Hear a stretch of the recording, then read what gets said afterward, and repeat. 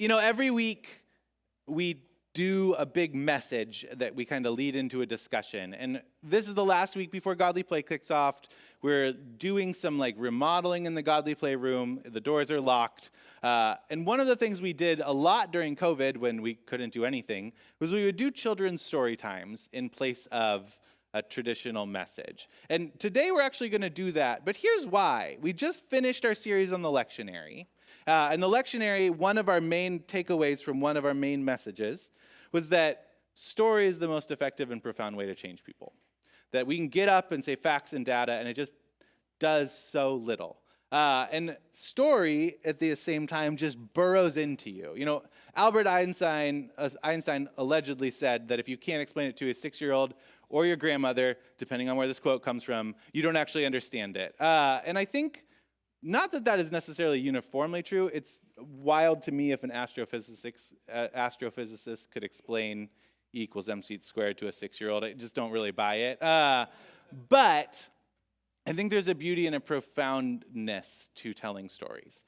I ordered this children's Bible on Kickstarter 3.5 years ago, and it came on Tuesday, and I'm smitten with it. I love it so much. And it's called The Book of Belonging, Bible Stories for Kind and Contemplative Kids. It kind of starts from this premise of, isn't it weird that we pick these super violent stories for our kids' Bibles and then just make them not the violent story so that we can, Jonah ends in every kid's Bible with, and he went to Nineveh and they were all happy. But Jonah ends with Jonah cursing God in the desert because he saved people, right? We do this again and again and again. And I think we set our children up to not actually care about the Bible because all of a sudden we were like, well, we lied to you about how Jonah ended. Let me tell you a new story. But beyond that, when you understand the story of Scripture, there's just a beauty to it. I was just at a family reunion thing with Becca's family and had some awesome conversations. And one of the conversations I had with some of her cousins was, well, the Old Testament God is profoundly different than the New Testament God. The Old Testament God is mean and vengeful and awful. And the New Testament Jesus seems like a pretty chill dude. I pushed back and said, I actually think the Old Testament God is equally as loving and transformative as the New Testament God. You've just been told the story poorly. This book tells the story well. So we're actually just going to read the first 5 stories. It's going to start from creation and go through Hagar. And then we're just going to stop and do our normal discussion. What stuck out in these stories that struck you in a way that you haven't heard before? What felt uncomfortable, or what liberties did the authors take that make you think, well, I don't know if that's faithful to Scripture? What makes you untrue? What feels untrue about that? Or if it is true, what's a message that might change how you live? I'm going to sit because it feels weird to just read a story standing up, and we've got a cozy chair here. So just join me in listening. All the visuals should be up on the screen. They're like wordier kids' stories, as you can see, but I just think they're beautiful. So hear these. At first, there was a swirling, watery mess. It was somehow chaotic and empty all at the same time. It was everything and nothing at once. But God began to speak, and God's Spirit hovered over the mess like a mother bird over her nest. Or maybe it was like a deep breath one takes before launching into a song, or like a wind that ushers in springtime. None of our words seem quite as marvelous enough to describe what God's Spirit was doing. God sang a love song and life emerged. God took the mess and made it meaningful. God took the emptiness and filled it with goodness. First, God made light and it blazed to life. God's Spirit clapped with delight as God separated the light from the darkness. This is ready. This is good. God decided and went about the holy work of naming, telling new creations who they are and who they belong to. You will be called day. You will be called night.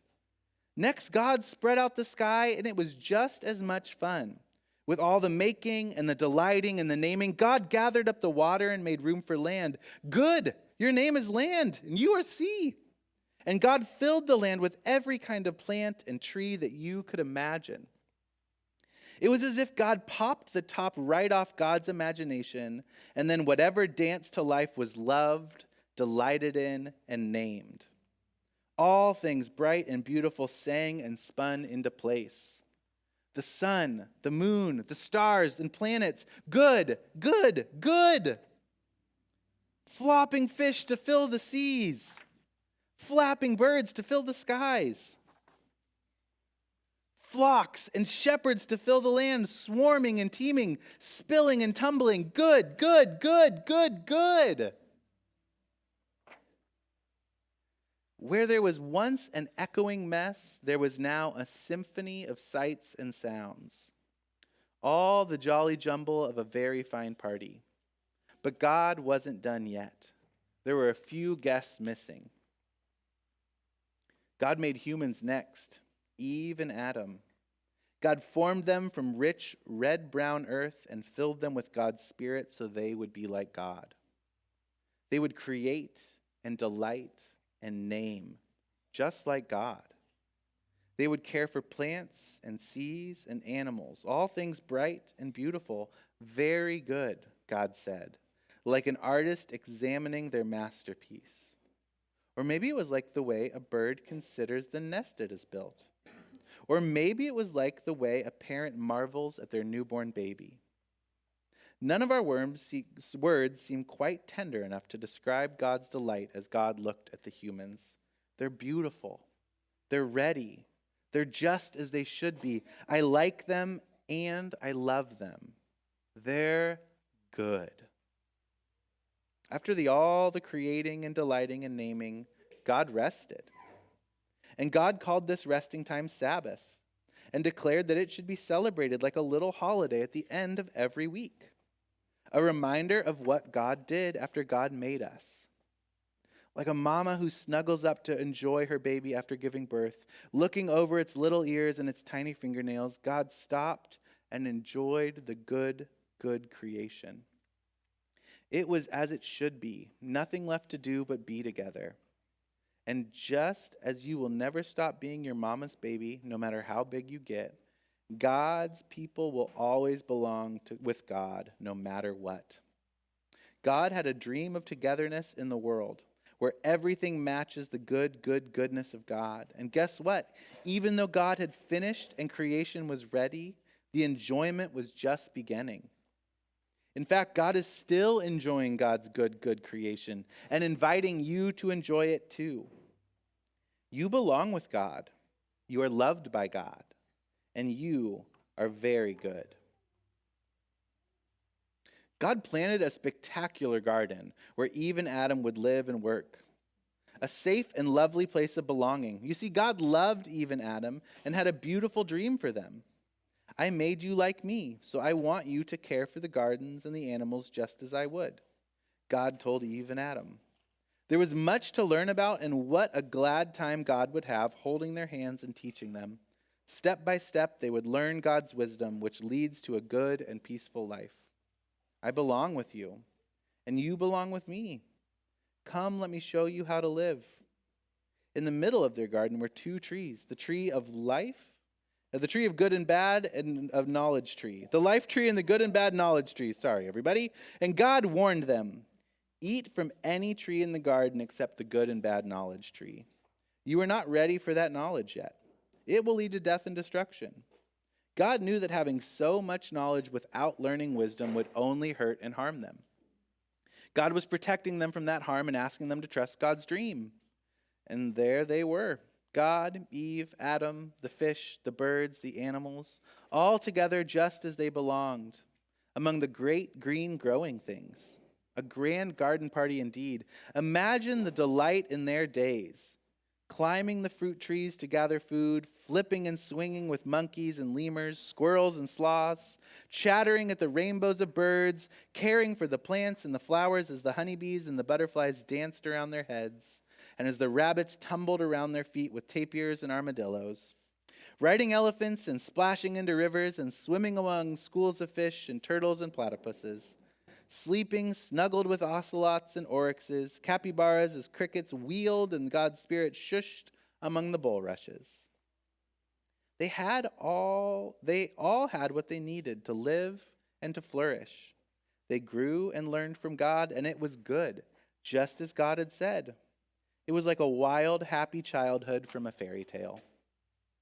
But like most fairy tales, this story has a crisis, and it starts with a crafty talking snake.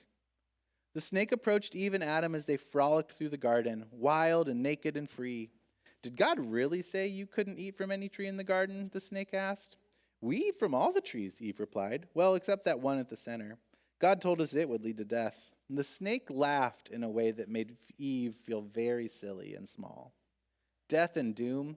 Oh, no, no, no. God is keeping things from you. The fruit won't make you die. It will make you smart like God, said the snake. The snake was very crafty. Crafty enough to know that you can tell a truth that's not the whole truth. Crafty enough to know that you can become smart without being wise. Eve and Adam were faced with a choice. One we all make over and over again as we get older and wiser. Will I trust who God says God is and who God says I am? Or will I trust other names? What did God say over and over again during our wondrous creation song? It's good, very, very good. Good, good, good. They're just as they should be. But you are not as you should be, the snake had suggested. You are not smart enough. God is keeping things from you.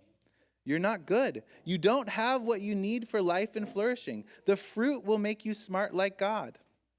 Eve looked at the fruit. Somewhere in the distance, she heard the tumbling rabbits and the swinging monkeys. Good, good, just as they should be. The elephants splashed and the ocelots stretched. Good, good. They have everything they need. She stood in the garden with Adam, and she reached out her hand, and she chose. Eve ate the fruit. Adam ate the fruit. They didn't trust God. They believed what the snake had said more than they believed what God said. They grabbed for God's gifts, snatching at knowledge instead of trusting God to teach them. It was like pressing fast forward on their lives, like turning 4 and then 44, like going to college right after kindergarten. All at once, they knew what God knows without walking with God. They missed out on the wonder of learning and living. Imagine the weight of their world. Suddenly, their precious garden home looked different. They saw the sharp teeth of their animal friends, the laughing sneer of the crafty snake, and their thoughts raced with worry. They looked different. They now felt silly being naked all the time and hurried to cover their amazing bodies that God created and called good. God came walking through the garden and called out, "You belong with me. Why aren't you with me?" "I was hiding from you. I trembled because I was naked," said Adam in a small voice. "Oh, my beloved child, who told you that you were naked?" God asked. "Did you eat from the one tree I told you to stay away from?" Adam pointed to Eve and pointed to the snake, who pointed to the snake. "We were tricked." "Things will be different now," God told them, lifting up their tiny faces. God knew that with knowledge would come choices, and what happened that day would happen again. Eve and Adam would choose to trust untrue names. They would forget what God said. You are beloved, you are delightful, you belong. And that forgetting would lead to bring pain, confusion, and destruction, the opposite of God's dream for them. But God created people to belong with God, and they always will. Places of belonging will always exist. Places where heaven touches earth. Places for humans to meet with God. Nothing can stop my love for you, my dream for you. God was reminding Eve and Adam, just as the olive trees keep making olives, which contain the seeds to more trees, which makes more olives in an everlasting cycle, just as the elephants, the birds, the ocelot, and the oryx all birth young who grow up to birth more young in an everlasting cycle, Eve would have babies who would grow to make more babies, who would grow to make more babies. Parents would care for those babies and teach them to walk close to God. Someday, God promised them, one of those babies will be the place where heaven meets earth, once and for all. That baby will grow up to silence untrue voices and untrue names that convince you not to trust me. He will show you how to live with knowledge and wisdom. He will make all things new. It was time to go. God sent Eve and Adam out of the garden. They were made from the earth and filled with God's breath, which would always twist and tug inside them. They would grasp for goodness and beg for blessing. They would soar and stumble, but they would never be alone. They would learn wisdom by walking with God in the wide, wide world. God was right, of course. Even Adam had children and grandchildren and great-grandchildren. Each person born into the wide and wild world had to make choices. Is God trustworthy? Do I trust God's names for me? Sometimes they trusted God's names and lived as people safe in their belonging, belovedness, and delightfulness. Sometimes they made wise choices. They were gracious and patient. They cared for the earth and one another. There was love and life and flourishing. As you can imagine, those times looked a lot like God's dream. But that wasn't always the case. Sometimes they trusted untrue names, believing they were unlovable, alone, and bad. Sometimes they acted cruelly and competitively, fighting for their belonging. They acted scared and ashamed, trying to earn love or put on a show to make others like them. Like camels who grew weary, lying down beside the path they should travel, like an arrow that misses its target, like a tree that grows crooked in the harsh and rocky habitat, like a traveler who wanders off the path, God's people sinned. They made mistakes. But no matter what they did, God knew their true names. No matter what they did, God's dream never changed. I belong with you, and you belong with me. Nothing can stop my love. I will love you when you turn away from me. I will love you when you hurt one another. I will love you when you harm the earth. I will love you when you believe untrue names for yourself. I will love you when you believe untrue names for me. And I will love you when you forget me. This was important because we often forget, don't we? But God never does. Dust and starlight, starlight and dust. Sarah and Abraham had been traveling across the long and lonesome stretches of land, hemmed in by the dust below and the stars above. You okay, buddy? It's okay. We got you. Have you ever noticed how long walks help straighten out your thoughts? Left, right, left, right. Something about plodding rhythm settles into its place. Abraham had been walking for so long that his thoughts lay smooth. Smooth as the starry sky, smooth as the dusty road. God knows me, Abraham thought. He had untangled that in the first few hours of walking. God spoke to me. He remembered it clearly.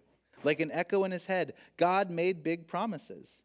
God had asked Abraham to pack up his life and travel to a brand new land.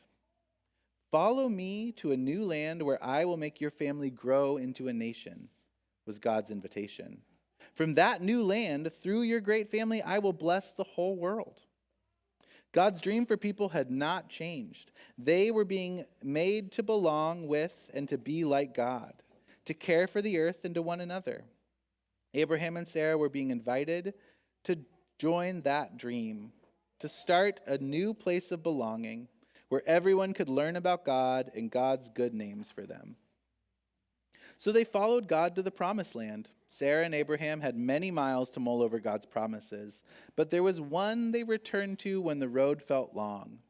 A family of our own. Could it be? Abraham and Sarah were old as your great-grandparents, yet they had never been able to have children. The promise of a family kept the two of them walking through starlight and dust towards God's dream, but their hearts held questions. As time went by and Abraham's family stayed small, his trust began to tremble. But God was still with them, reliable, merciful, and always kind. Don't be afraid, Abraham, God soothed. You're protected and you're never alone. I will bless you. But when, how? Abraham pleaded his hope. Now it was a mere whisper. We have been following you for so very long, and yet we still don't have children. He stood under the night sky, feeling very small and forgotten. Look up, came the voice of God, fresh and familiar as the wind. See, if you can count the stars from here to the horizon, that's how big your family will be. Abraham's head tipped back and his eyes grew rounder with wonder. He could count all night and still never finish. This is how many family members God is promising? How can this be? How can it not be? The God who made the stars, named the night, and called the whole earth good was the same God who made Sarah's womb, watching over its emptiness and ache. Look down, God said next. And Abraham watched the dust dance and settle in the cool night air. Your family will be like the dust of the earth, impossible to count. Like his ancestors before him, stretching back for generations, Abraham was being asked by God to trust. But is God trustworthy? That was the age-old question. As Abraham stood and bathed in starlight and dust, he considered his journey with God to this new place. His travels with Sarah had been long and their mistakes many, but God had always been with them. When they stumbled, God scooped them up. When they failed, God had been faithful. When they were in danger, God had delivered them. Okay, Abraham finally replied as the crags and folds of his weather-worn face rose up into a smile. Throwing his hands up in a gesture both exhausted and amused, he sighed and said, "I trust you." Abraham's circumstances shifted like dust, and his hopes flickered in and out like the stars. But God was a solid place to belong. Abraham rested in that belonging and trusted in God's dream. It was exactly right, exactly good, exactly as it should be. Sweat dripped from the women's faces as they hurried around the tent, baking and stirring and scooping. Every once in a while, they stopped to glower at each other. Silver-haired Sarah was hunched in bitterness. The younger woman, called Hagar, was stiff with protectiveness. "Hurry up with that bread, Hagar," said Sarah, breaking the silence. The younger woman kneaded quietly, screaming in her mind, "Slice, stir, scoop, sizzle." There was no time to untangle the feelings, because 3 strangers had arrived at their camp that morning, and the women were busy preparing the welcome meal. Slice, stir, scoop. The 2 women worked in sizzling silence with so many sharp words unsaid between them. Sarah had not always been this way, sharp and biting. The Sarah that had followed Abraham from their homeland into the new adventure had been soft and hopeful. A family of our own, she had marveled, full of anticipation. But a year passed, and then 5, and then 10, and God's promises started to feel like a distant, teasing dream. Despair is easier than hope. Control is easier than trust. So Sarah grasped for God's gifts with a harmful plan of her own. "You might as well marry Hagar. Start a new family with her," she had shouted as she shoved a young woman towards Abraham. The words, the fears, the doubts, the untrue name Sarah had trusted, they rippled out in hurt and harm as she found a way to reach for the family she wanted. Her plan worked, sort of. Abraham's new wife had a son. They named him Ishmael and loved him dearly. But Sarah was left on the outside watching their family form, slice, stir, scoop. As the women worked, the voice of one of the visitors floated through the tent flap from where they sat outside with Abraham. "Where's your wife Sarah?" one of them asked. "I'm here alone, the outsider in my own home yet again," Sarah thought. Her glare cut to the younger woman and then to Ishmael beside her. Sarah peeked through the tent flap to Abraham. "Your God promised us a great family," she thought. "We left our home, our friends, everyone we know, and yet here I am, alone and empty." Slice, stir, sizzle. It was as if her hurting heart beat loud enough to be heard outside, because another voice floated into the tent just then saying, "I'll return next year, and your wife Sarah will have a son." Sarah froze, silver and silent. "A son? Me? After all this time?" She looked down at her body, aging and empty. She looked over at the younger woman and the son they never spoke of. "Now I get my own baby? Now?" And she couldn't help it. She laughed, sharp and bitter. But God knew everything. Sarah's laugh held. Disbelief and despair, a feeble hope. "Why did you laugh? Is anything too marvelous for me?" came God's voice. Was it a challenge? Was it a comfort? Sarah felt both as she wrestled with God's words. But as sure as starlight and as constant as dust, God was right, of course. Sarah finally became pregnant, even in her old age. But as her belly grew, fear and mistrust battled with her joy. Is this too good to be true? Is God tricking me? Will I finally feel less lonesome? The year drew to a close, and Sarah gave birth to her son. They named him Isaac, which means laughter. And this time, Sarah's laugh was light and soft as she gazed at her special baby. She had journeyed so far, waited so long. She had wrestled and stumbled and shouted and grieved. She had trusted many names, but on this one she and God agreed. Sarah was a mother. And our last story. The young woman gripped her son's hand and staggered across the sand. With every sinking step, her heavy heart sank too. I just want to go home. I miss my family. I just want to belong again. She squinted against the setting sun and imagined the welcome they'd receive when they got back to Egypt. How good it would be to smell her native dishes, to feel her mother's hug, to hear her true name spoken. They took away my name, she sobbed into her mother's shoulder. They just call me Hagar, the alien, the foreign one, the stranger. She had been gone for many years, enslaved in Sarah's tent. So much had happened. Even though God chose Sarah and Abraham to start God's great family of belonging, they forgot God's promises. Instead of waiting, they tried to grab what God was giving. They forced Hagar to start a family with Abraham. Abraham named their son Ishmael and loved him dearly. But then God's promise to Sarah was at last fulfilled. Sarah had a baby of her own and named him Isaac. 2 sons, 1 promise. When Isaac and Ishmael were old enough to argue, Sarah saw what the future would be.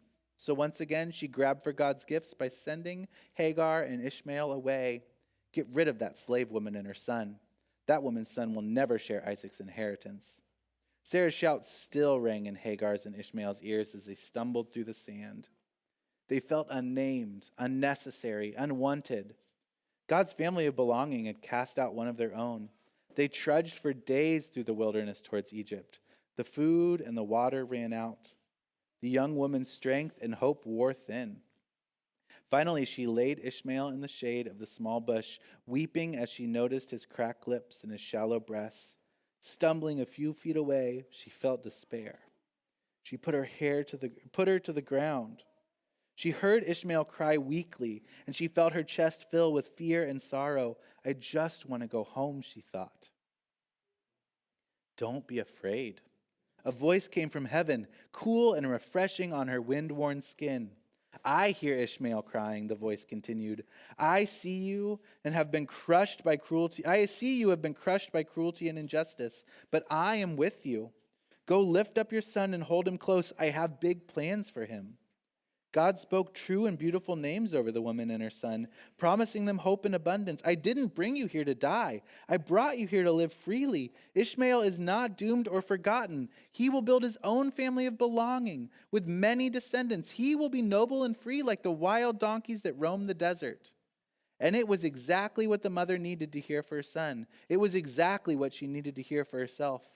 After years of feeling unnamed and forgotten, here was her belonging.